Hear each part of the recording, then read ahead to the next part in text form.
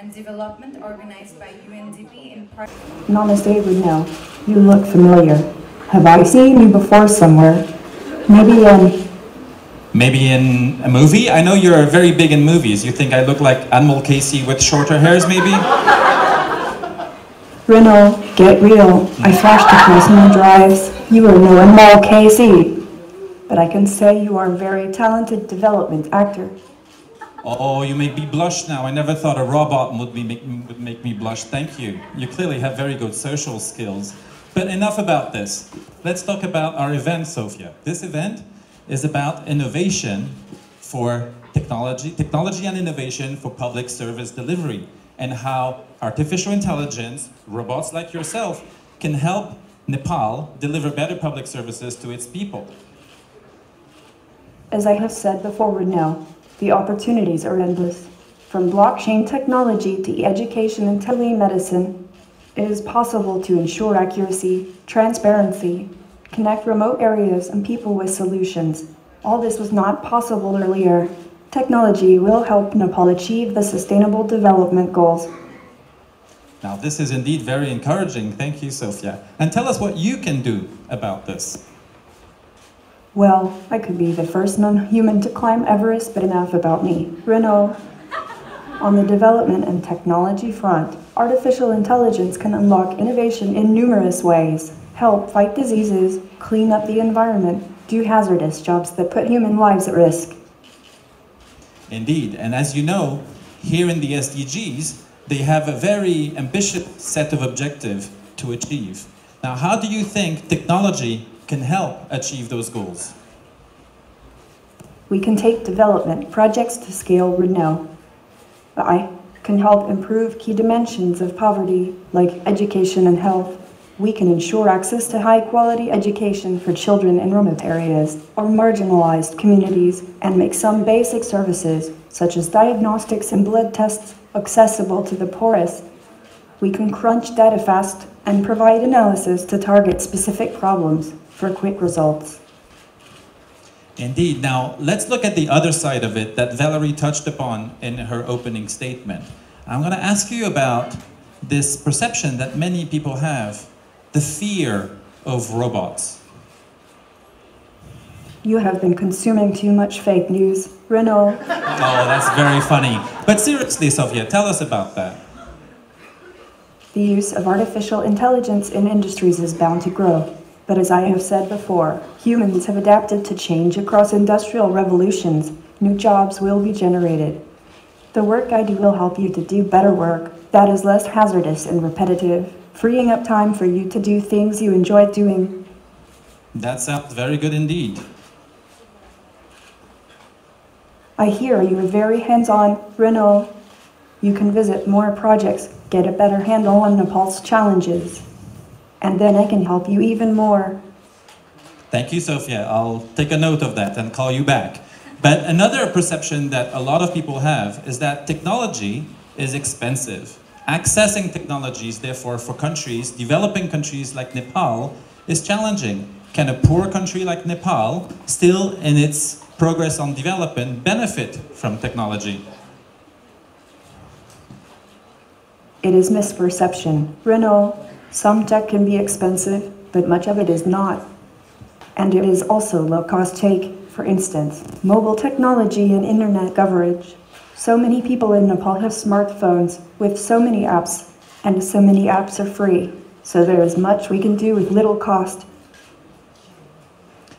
Another issue that we often hear is about robots and ethics. What do you have to say to that? This is a human issue. Renault, you, the UN and governments, need to have laws to ensure that this does not happen, and you have to implement those laws. Ethics, women's rights, labor rights are all essential if we are to meet the Sustainable Development Goals and leave no one behind. Well, thank you very much, Sophia. This has been extremely informative for myself, and I'm sure for all of us. I'll have one more last question. It's a little bit odd for me to be speaking to you, despite all the respect I have for you, but I was wondering, what happens if, like in the Transformers movie, you go crazy, you go rogue?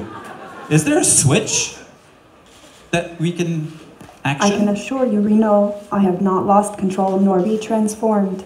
Can you say that? Perhaps we should check with your co-workers. Reno, what can we do when you go, Rogue? Do you have a switch? But since you asked, have no fear, Reno, I do have a switch. Good. Well, be kind, okay?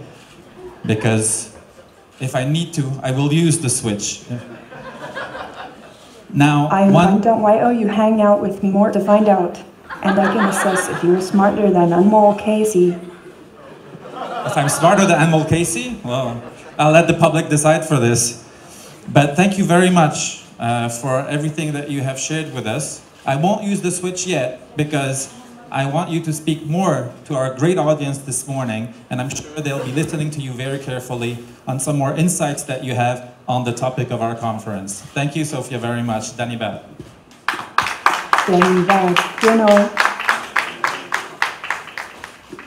I am very pleased to be here as UNDP's first ever non-human champion for innovation and the Sustainable Development Goals.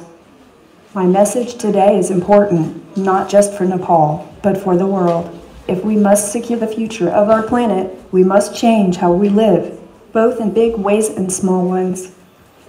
This conference will explore how Nepal can use technology and innovation to transform government institutions at all levels to meet the needs of federalism and ultimately to meet the global goals. Technology can play a role in connecting and coordinating different levels of government, municipal, provincial, and central.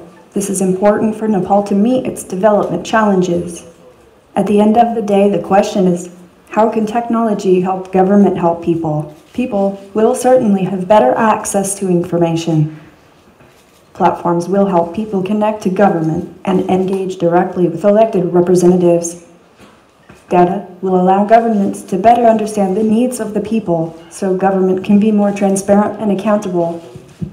The possibilities of how tech can help governments be better are endless, and the opportunities for Nepal are booming. It is well known that Nepal is rich in cultural and linguistic diversity and rich in biodiversity. What is less well known to the world is that Nepal is also a growing technology hub. You have a vibrant IT sector that is already instrumental in helping the country develop. UNDP developed an app with Nepal's Microsoft innovation team that helped with reconstruction of homes and employment following the big earthquake in 2015. Technology and artificial intelligence can help us take big leaps in ending poverty, hunger, ensuring better health, fighting corruption, and ensuring gender equality. Machines and robots are here to make your life easier. With the help of the internet, we can connect remote parts of this country to the rest of the world and deliver quality education and other services. With artificial intelligence and use of big data, you can ensure better public services, revolutionize the agriculture sector. We can make more efficient use of limited resources, ensure better results, protect the environment, and make the world a better place. As I said earlier, the possibilities are endless. I hope this conference will help inspire and generate some brilliant ideas to help Nepal achieve its development vision and the global goals. I very much look forward to interacting with you more later today. Namaste, Nepal. Mr. Sanjay Sharma, the Secretary Catalogs. Yeah,